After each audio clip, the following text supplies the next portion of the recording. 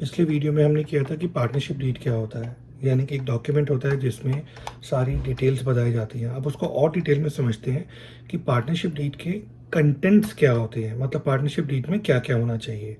ठीक है। So basically ये बात कर रहा है, the partnership deed usually contains the following details. सबसे पहले name and address of the firm and its main business.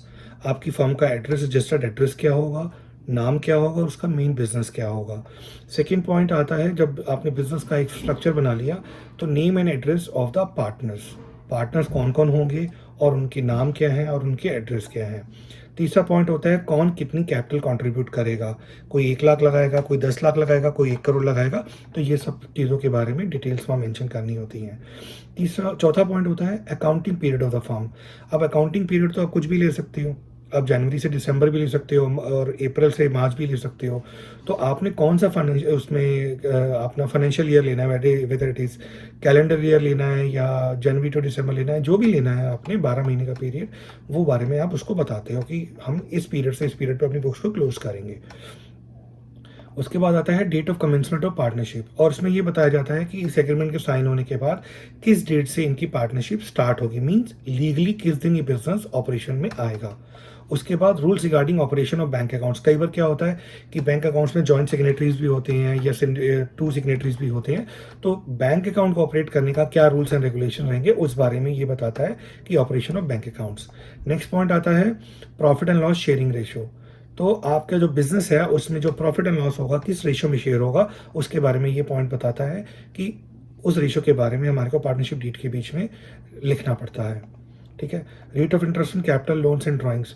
कई बार क्या होता है कि कैपिटल भी विड्रॉ कर लेते हो आप लोग, कई बार क्या होता है कि कैपिटल पे इंटरेस्ट भी होता है, ड्राइंग्स भी होती हैं, लोन भी देते हो।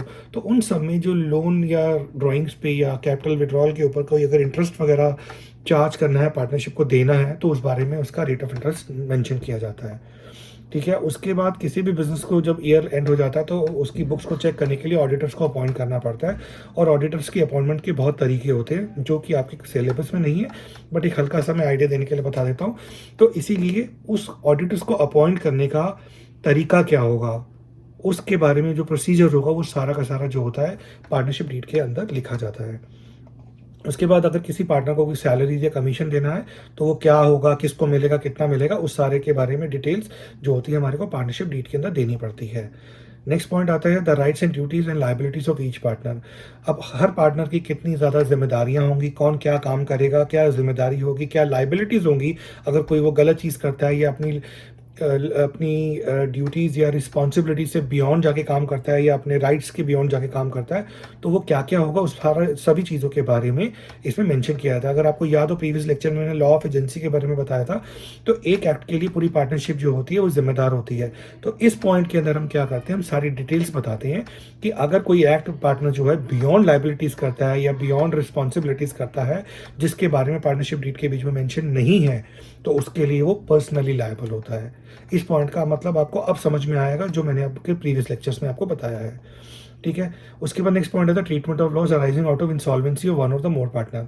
वो कहता है अगर बाई चांस कोई एक आध पार्टनर हम सब में से अगर दिवालिया हो जाए तो उस केस में जो लॉस होगा उसका ट्रीटमेंट क्या होगा। क्या बचे हुए पार्टनर्स को एब्जॉर्व करेंगे या उस पार्टनर की इंसॉल्वेंसी में से मतलब उसको क्या करेंगे कि उसके पर्सनल एसेट्स को बेच के ट्रीट करेंगे या क्या करेंगे, इस सब के बारे में जो ट्रीटमेंट होता है वो इसमें मेंशन किया जाता है। Settlement of accounts and dissolution of firm. अगर कोई पार्टनरशिप फर्म किसी वजह से डिसॉल्व करनी पड़ती है या बंद करनी पड़ती है तो उस टाइम पे अकाउंट सेटलमेंट का प्रोसीजर क्या होगा, उसका way of clearing the accounts क्या होगा कि पहले पेमेंट किसको मिलेगी, क्रेडिटर्स को मिलेगी या किसको मिलेगी, पार्टनर्स को क्या मिलेगा उस केस में, किसको किस रेशियो में मिलेगा, इस सब के बीच में बारे में जो डिस्प्यूट का सेटलमेंट का प्रोसीजर होता है वो मेंशन किया जाता है ताकि बाद में डिस्प्यूट ना हो। Rules to be followed in case of admission, retirement and death of partner. अगर फ्यूचर में किसी पार्टनर को एडमिशन कराना है या किसी नए पार्टनर को लाना है या किसी को रिटायर होना है या किसी वजह से किसी की डेथ हो जाती है तो उस सब के बारे में पार्टनरशिप बिजनेस आगे कैसे चलेगा उस सब के बारे में मेंशन किया जाता है।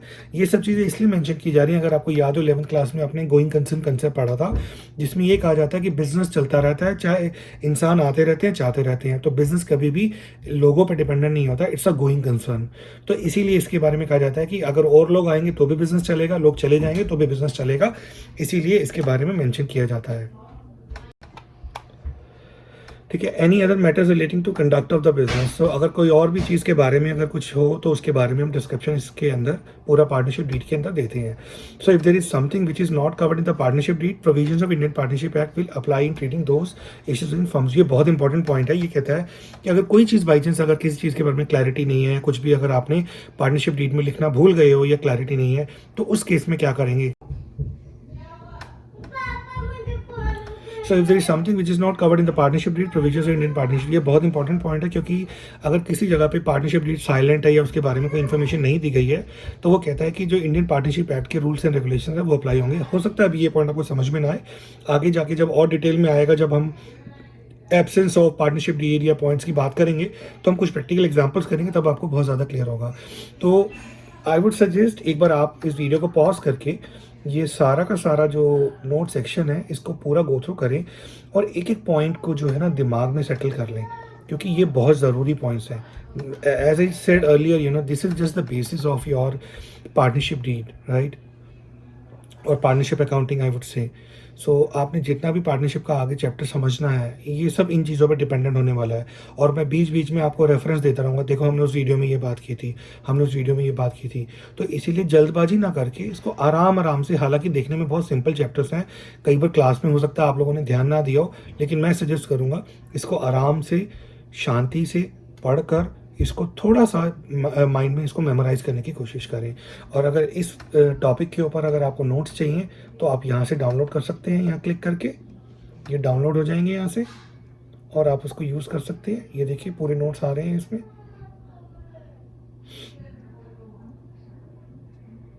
ठीक है, ये पूरा का पूरा है, इसको आप प्रिंट भी ले सकते हैं।